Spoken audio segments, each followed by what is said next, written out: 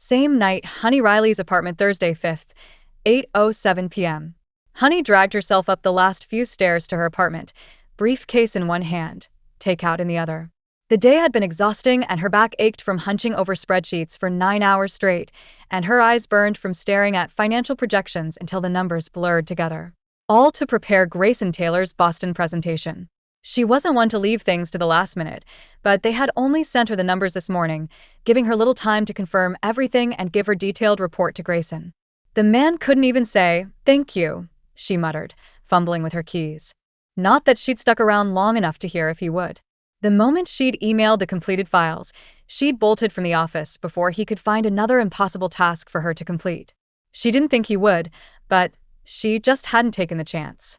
The apartment was silent when she entered, no surprise there. Riley had texted earlier, "Partner dinner tonight. Don't wait up." There had been a heap of late nights lately, client dinners and paperwork to complete for the meeting the next day. Honey kicked off her sensible pumps, letting them fall where they may. The clock on the wall read 8:07 p.m. She sighed, knowing she should be grateful for the quiet evening ahead. Just her, some Thai food, and maybe some mindless TV. She peeled off her work blazer, a drab, oversized one that helped maintain her Joy Smith work persona, and tossed it onto the kitchen counter. Next came the glasses she didn't need, followed by the hairpins that kept her high-quality shoulder-length brown wig in place. It had been made for her and high quality because her father would kill her if she dyed her natural red hair. Her reflection in the window caught her eye. The transformation was already beginning, starting with Joy fading, Honey emerging. She went to the living room in her stockinged feet, set down the bag of takeout, and flopped onto the sofa. Something stuffed at the back of the sofa cushion caught her eye. Maybe because it was hot pink. What the? Honey shifted, digging between the cushions where her fingers caught the lace fabric. She pulled it out, holding it up. A hot pink thong dangled from her fingertips. Honey stared at it, her mind refusing to process what she was seeing. The garment was definitely not hers. She hadn't worn anything remotely that color since college. And it certainly wasn't something Riley would wear unless he had taken up cross-dressing. So, there was no reason for the tiny piece of clothing to be in their home. That left only one possibility. Her stomach lurched. The Thai food forgotten. She dropped the underwear as if it had burned her. For a moment, she sat perfectly still, the apartment's silence suddenly oppressive rather than peaceful. "That son of a bitch," she whispered. Her husband was cheating on her. She should have suspected, of course. The late nights and last-minute business trips. Let's not forget the scent of perfume on his clothes, which he had always explained away, calling her paranoid. The way he barely touched her anymore. Not that she thought that was honestly a big loss. But suspecting an affair was one thing. Holding physical evidence was another entirely. Honey picked up the thong again, forcing herself to examine it more carefully. Expensive by the feel of the fabric. The size was extra small. A laugh bubbled up in her throat. All those times she'd blamed herself for not being exciting enough, for being too focused on work, for letting herself become the dull, sexless woman Riley claimed she was. And all along, he'd been betraying her. She should be devastated. She should be crying or screaming. Instead, a strange calm settled over her. Riley's cheating wasn't a surprise, not if she was honest with herself.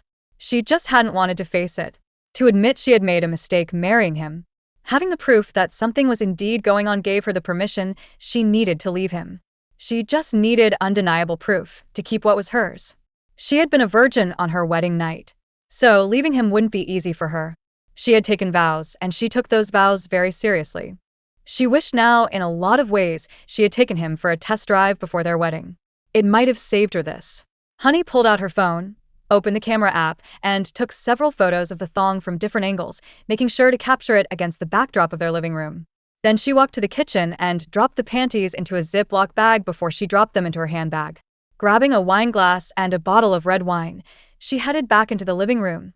She uncorked the wine. Well, discovering your husband's infidelity was reason enough to get drunk, if nothing else. She poured herself a generous glass and settled back onto the sofa, avoiding the spot where she'd found the thong, and finally opened her takeout.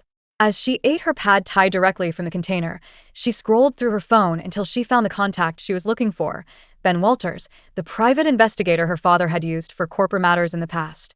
"Honey, need your services for a personal matter. Discretion essential. Available to meet tomorrow?" She hit send, then set her phone aside. No crying. No desperate calls to friends.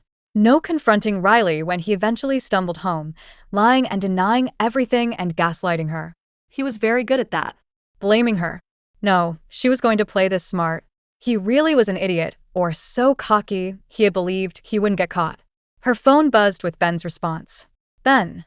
Hi, honey. Available at 11:30 a.m. My office or yours? Honey took another sip of wine. Honey, yours. I'll be there. Thank you. She set down her phone and leaned back against the cushions. For months, no, years, really, she'd been living an unhappy life. And for what? A man who couldn't keep his dick in his pants. The pink thong wasn't just evidence of Riley's betrayal. It was permission to stop pretending. To get on with her life. Her phone buzzed again. Picking it up, she saw a message from Riley. Dinner running late. Staying at Paul's place tonight. Too much to drink. A fresh wave of anger surged through her. She knew Paul. His buddy from law school who lived in a sleek bachelor pad downtown. The perfect alibi. How many times had Riley used this excuse? How many times had Paul been willing to cover for him? Birds of a feather. She didn't bother responding to the text. He could see she had read it. Instead, she finished her wine and poured another glass. 3 years of marriage. 3 years of being miserable, of pretending to be someone she wasn't, of tolerating Riley's increasingly controlling behavior. 3 years of no orgasms. That last thought made her snort into her wine glass. Riley had convinced her she was frigid, that her inability to climax with him was her problem, not his. Yet another lie in a marriage built on them. Because she had become wetter with her fantasies and fingers than Riley had ever made her. Honey retrieved her laptop from her briefcase and opened a new document. If she was going to do this, hire Ben Dad's PI, gather evidence, divorce Riley, she needed to be methodical. That's what she was good at, after all. Seeing patterns in numbers was her thing. She began typing, creating a timeline of suspicious events over the past months. Late nights. Unexplained expenses on their credit card statements. The teenage housekeeper Riley had insisted on hiring, against Honey's objections. The housekeeper, 19 years old, perky, blonde, and constantly fluttering around, Honey had dismissed her own discomfort as petty jealousy. Brittany would fit into those panties very easily. But she was no live-in housekeeper, therefore, no reason for them to be here. Fucking idiot, she muttered to herself, gulping more wine, before holding her glass up in a toast. Thank you, whoever you are, she whispered to the absent owner of the pink thong. You just set me free.